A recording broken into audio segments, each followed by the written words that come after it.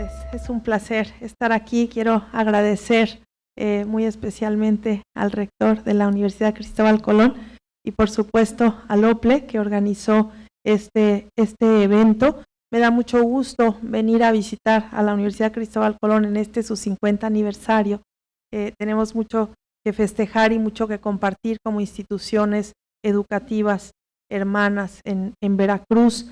Y celebro que haya este tipo de reflexiones conmemorando estos años de trabajo esforzado por la educación. Y precisamente es tema de la educación el que da nombre a esta ponencia que me invitaron aquí a impartir.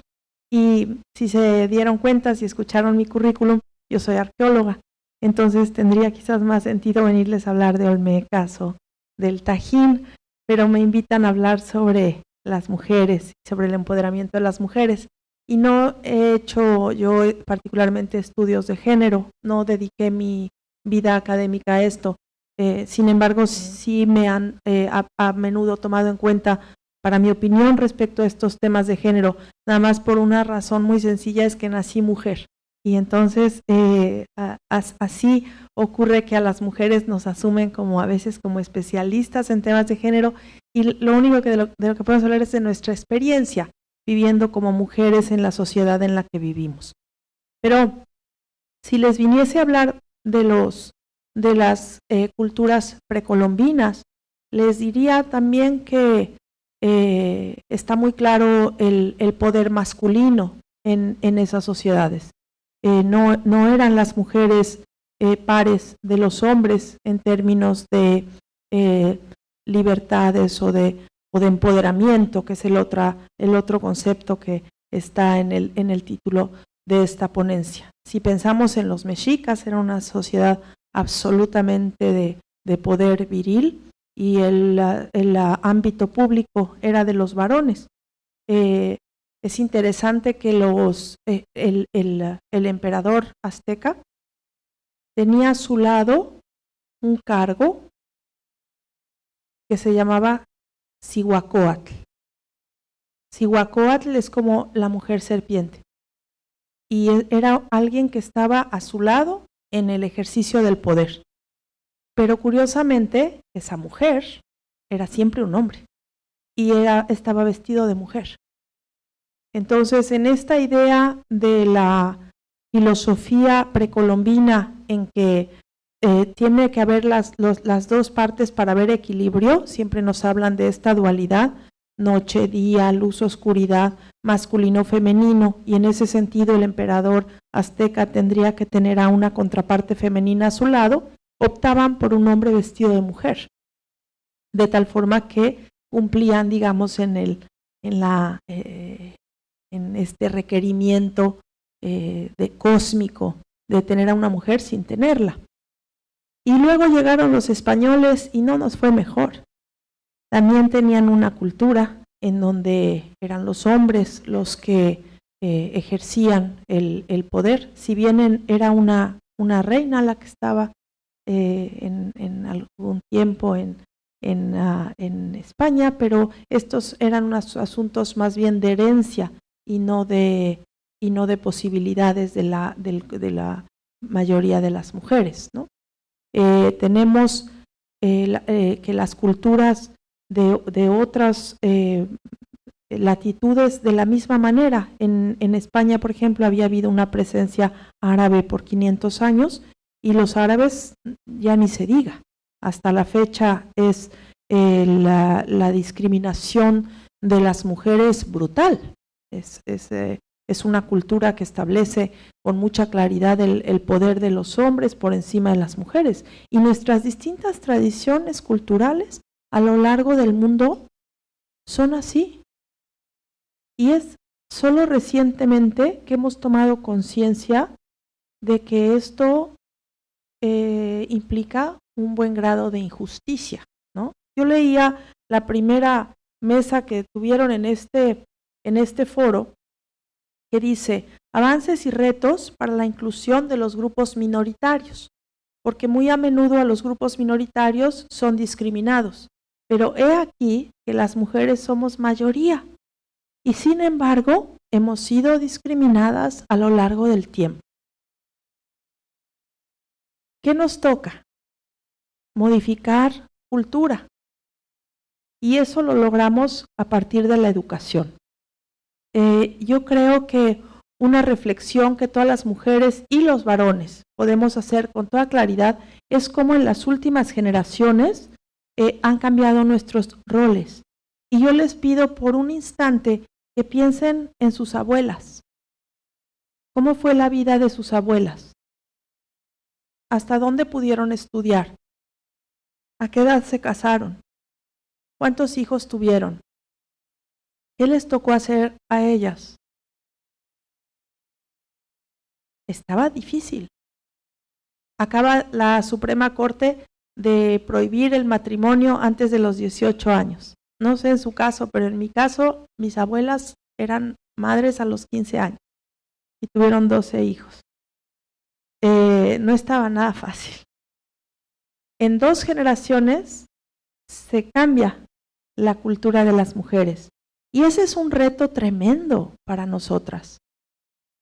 Es posicionarnos, valorarnos, apreciarnos y hacer que los varones reconozcan en nosotras también esos derechos de los que ellos han gozado y que por alguna razón cultural nos habían evitado. Y sin embargo esas abuelas que tuvieron la vida dura y que no tenían opciones de desarrollo profesional, seguramente muchas de ellas en las familias de todos nosotros se convirtieron en el ancla de la familia, ¿verdad?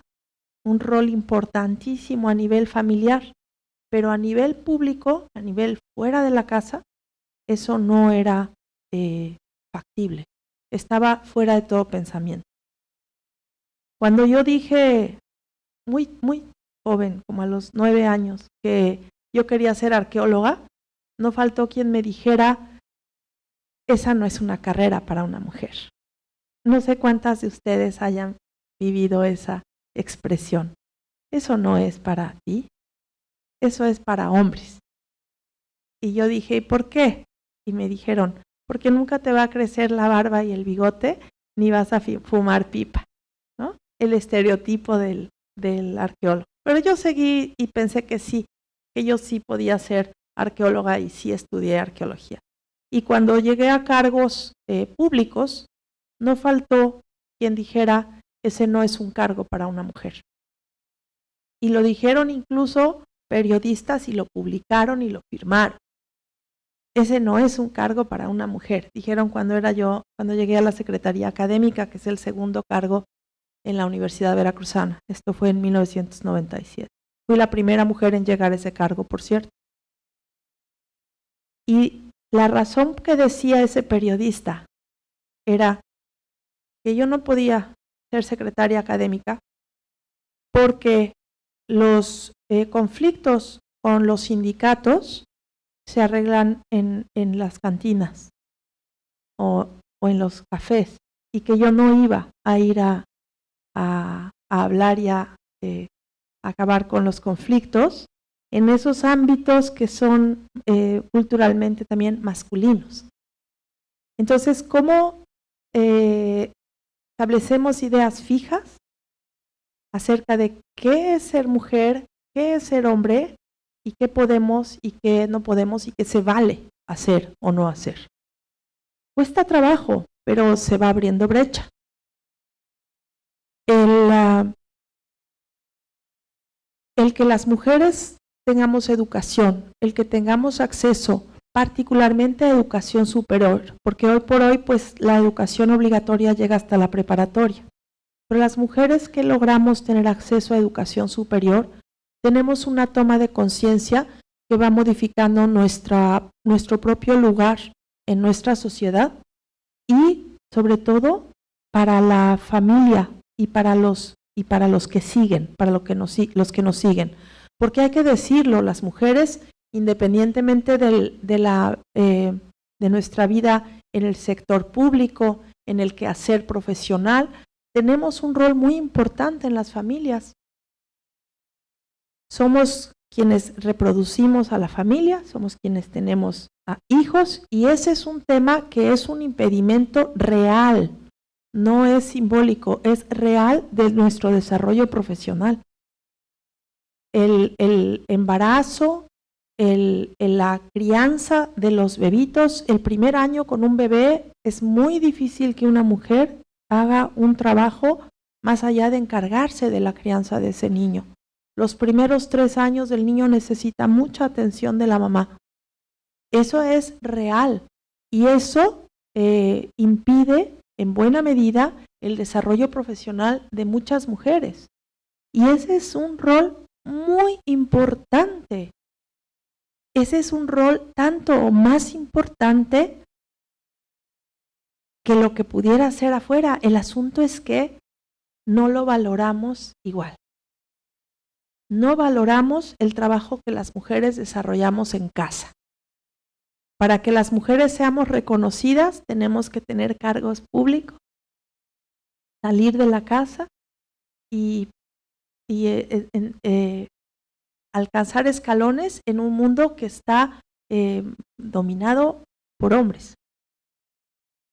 Decía Amelia Valcárcel, una feminista muy importante española, cuando le dimos el doctorado honoris causa en la Universidad Veracruzana, decía: las mujeres tenemos que luchar por el derecho a ser mediocres. Suena extraño, ¿verdad?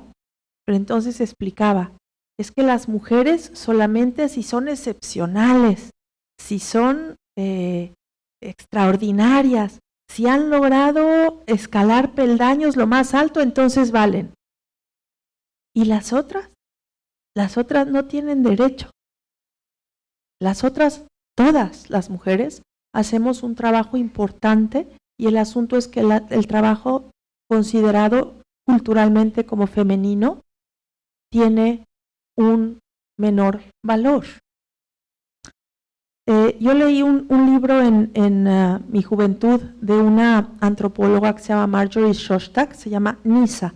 Es un libro sobre la sociedad de bosquimanos, es una antropóloga que hizo trabajo de campo. Y entonces observaba que en esa sociedad las mujeres eran las agricultoras y los hombres eran los cazadores. Las mujeres se encargaban de la tierra, del cultivo, del grano, y los hombres iban por piezas de cacería para la alimentación de la tribu.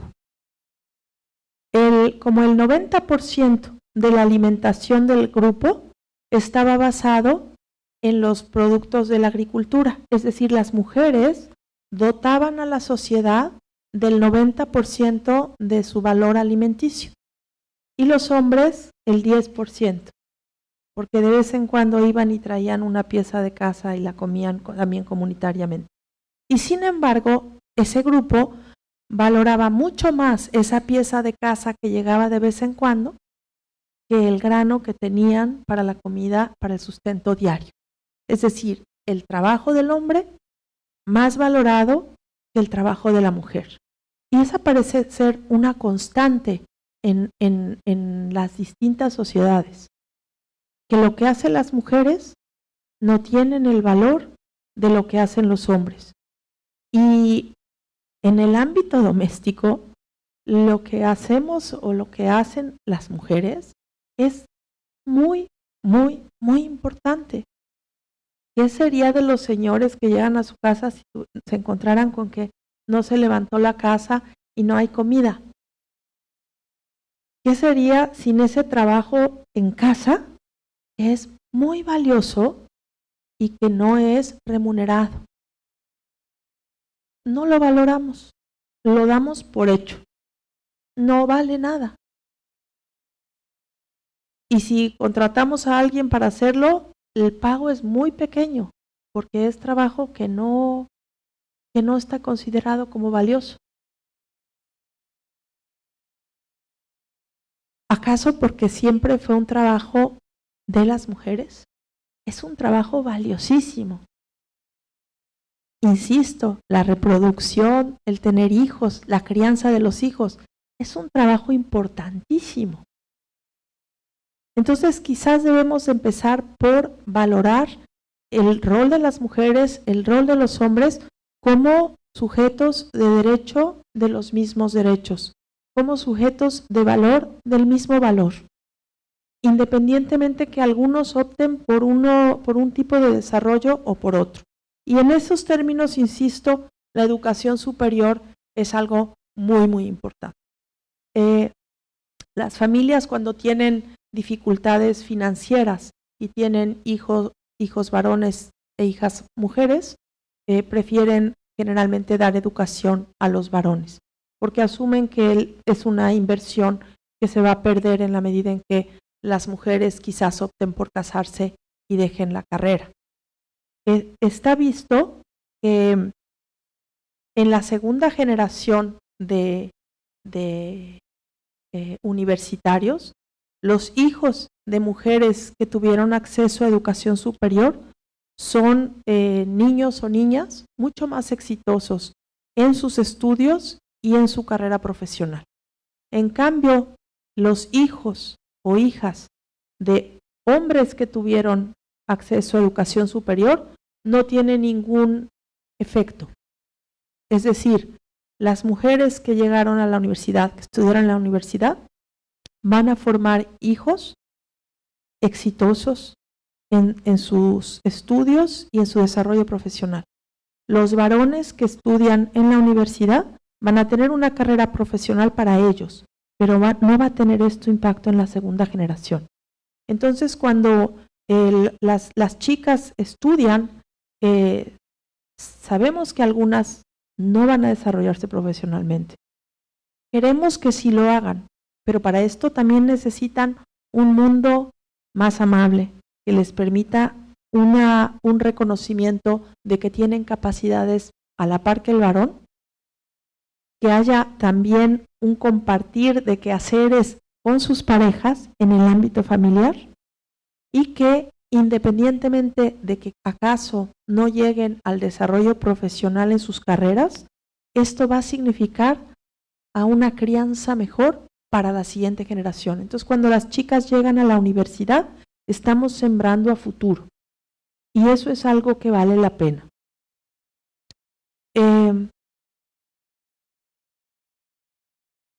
Creo que las mujeres hoy por hoy sí debemos de considerarnos igual que los hombres y en ese sentido demandar las mismas oportunidades que los hombres. Y en este foro en que se trata de asuntos electorales, creo que es muy interesante el observar las proporciones. Si nos vamos a las universidades nuevamente, en la mayoría de las universidades, si no es que en todas y a nivel global, pues en todo el estudiantado, hay más mujeres estudiando que hombres. Y luego, en cuanto a los trabajadores, también suele haber más trabajadoras que trabajadores. Y luego, en los académicos, ya va habiendo cada vez más mujeres y en medida en que suben en categoría, hay menos mujeres. Y en los cargos de tomas de decisiones es muy dramático cómo desciende la proporción de mujeres. Tenemos a las chicas como estudiantes compitiendo día a día con sus compañeros y obteniendo los mejores lugares como estudiantes. Y algo pasa que conforme va pues avanzando en sus posibilidades de desarrollo profesional, va descendiendo la presencia de mujeres en los cargos de tomas de decisión. Lo mismo pasa en términos electorales. En México no hemos tenido una mujer presidente y nos parece todavía lejano. En los 32 estados hay 2 mujeres como gobernadoras. Pues es extrañísimo. En un país en que recientemente se estableció como norma la mitad y la mitad de mujeres y hombres en los cargos de elección popular.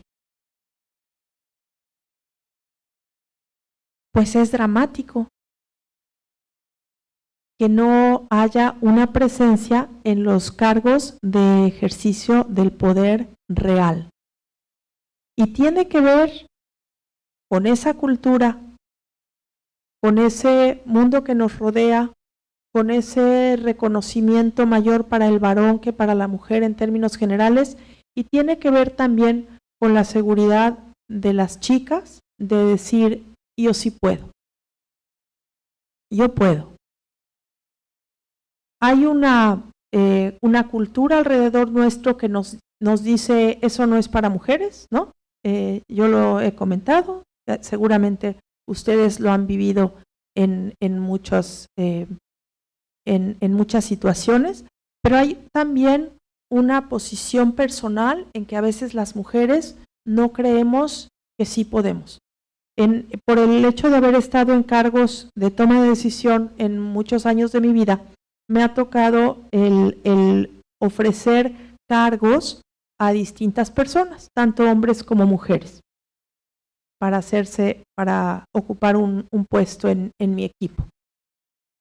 Y las mujeres a las que les he ofrecido cargos, muy a menudo me dicen, tengo que preguntarle a mi esposo. Y yo le voy a dar respuesta después. Y los varones, en mi larga experiencia ofreciendo cargos, solo una vez un señor me dijo, tengo que consultarlo con mi mujer. Y es un alemán.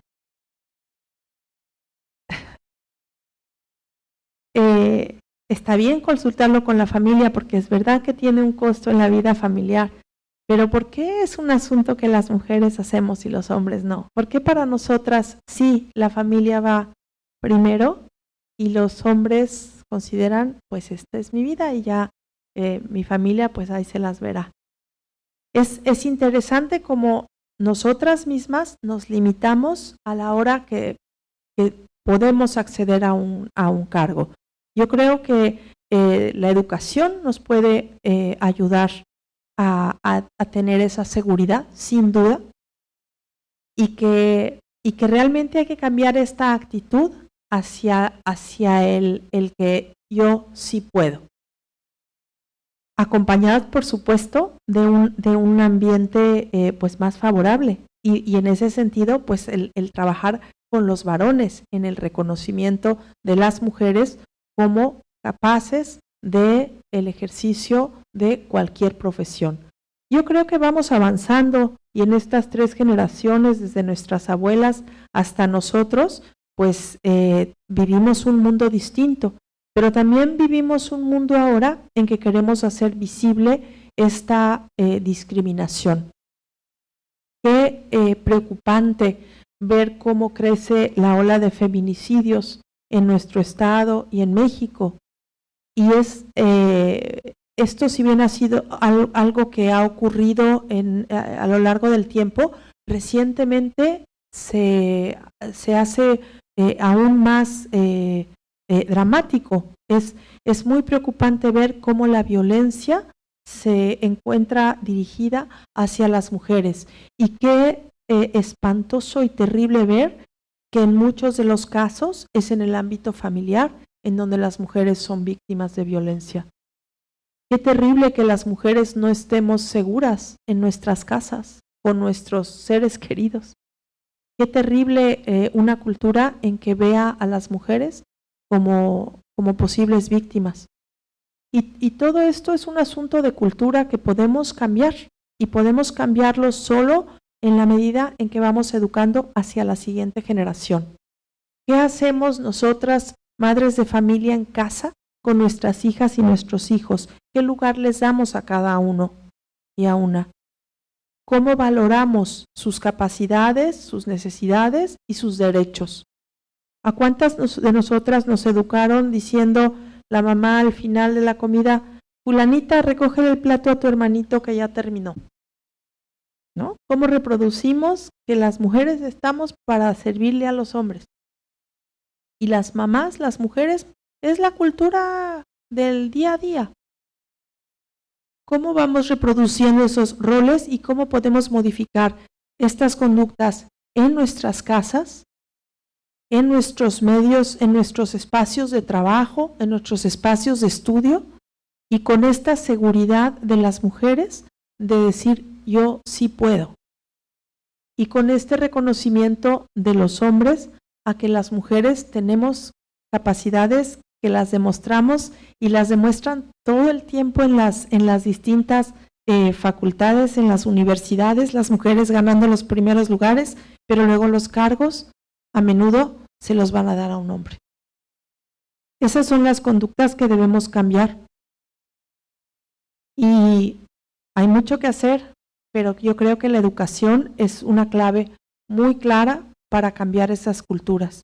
Y yo creo que en términos electorales, de la misma manera, por un lado, el dar los distintos partidos, el decidir sobre una mujer para ocupar un cargo de elección popular, pero luego en el electorado, ¿cómo observan en su boleta a un hombre y a una mujer?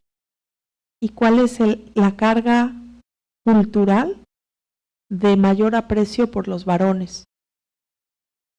Es algo muy fuerte, es algo muy integrado en nuestra propia cultura, y lamentablemente no es solo, insistía yo al principio, no es solo de México, no es solo de nuestro país o de nuestra cultura, es un aspecto generalizado a nivel mundial, y por eso la importancia de dedicar marzo a la reflexión sobre las mujeres, por eso la importancia de las redes de mujeres a nivel estatal, nacional, internacional, por eso la importancia de llevar a cabo estos foros y de celebrar que las mujeres hoy por hoy que tenemos acceso a la educación superior, que hemos luchado por los derechos de las mujeres al poder ingresar a las universidades, al poder votar o al poder ser votadas, tengamos la certeza y la seguridad a lo largo de nuestros días de esta posibilidad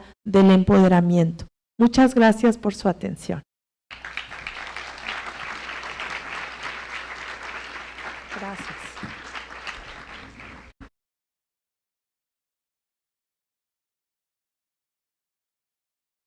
Pues bueno, agradecemos las interesantes reflexiones de una mujer para mujeres. A los hombres nos llama mucho la atención que esto sigue pasando en la vida real, es una realidad. Vamos a abrir un espacio para preguntas y respuestas por si alguien de los presentes quisiera hacer un comentario. Estamos transmitiendo en vivo a través de streaming, y a través de las redes sociales nos hacen dos preguntas. Dos preguntas para la doctora. Dice, pregunta de la red social, ¿de qué manera la educación ayudará a las mujeres al empoderamiento femenino? Una siguiente pregunta, ¿por qué en México no se ha podido tener una mujer presidente? Ya que en dos ocasiones se retiraron dos candidatas. ¿Cree realmente que la sociedad está lista para dejar que la mujer tome las riendas, que una mujer tome las riendas de este país? Otra pregunta es, ¿qué mecanismos desde su perspectiva debe implementarse para el empoderamiento de las mujeres y que este sea más efectivo y se logre ya? Muchas gracias. Creo que las preguntas las he abordado de alguna manera a lo largo de mi charla. Pero sí, yo insistiría en este tema de una mujer en la presidencia, porque es muy interesante que cuando hay candidatas, rápidamente los comentarios son como, no, ella no va a llegar. Y esto debe ser una presión muy fuerte sobre las mujeres que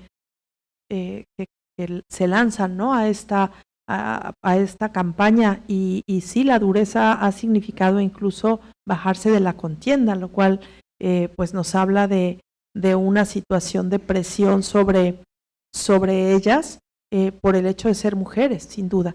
Pero a nivel mundial, en cambio, pues hemos tenido en distintos países mujeres en presidencias, y que observamos que pues una capacidad demando sin duda adecuada, ¿no? Creo que Angela Merkel en Alemania es el símbolo de una mujer poderosa, incluso entre los jefes de Estado en Europa, y Bachelet en Chile, que ahora ocupa una posición también diplomática importante en la OEA. Creo que se trata de mujeres que pueden llevar a un país exitosamente, y creo que, y yo observo en México que muy lamentablemente sí tenemos una cultura que no ve a una mujer todavía en la presidencia, pero que va a llegar un día, por supuesto que va a llegar, que va a haber una primera mujer presidente, por supuesto que la va a haber, pero eso tenemos que construirlo en conjunto, todas y todos los mexicanos, la posibilidad de ver a una mujer en el primer lugar del ejecutivo del país. Pero además de eso, y yo quiero insistir en esa pues percepción de las mujeres, que independientemente de que las mujeres no ocupen un lugar de poder, que seamos valoradas e igualmente aquilatadas por el trabajo que hacemos en cualquier ámbito y con las distintas calidades que se requieren. ¿Tenemos más preguntas?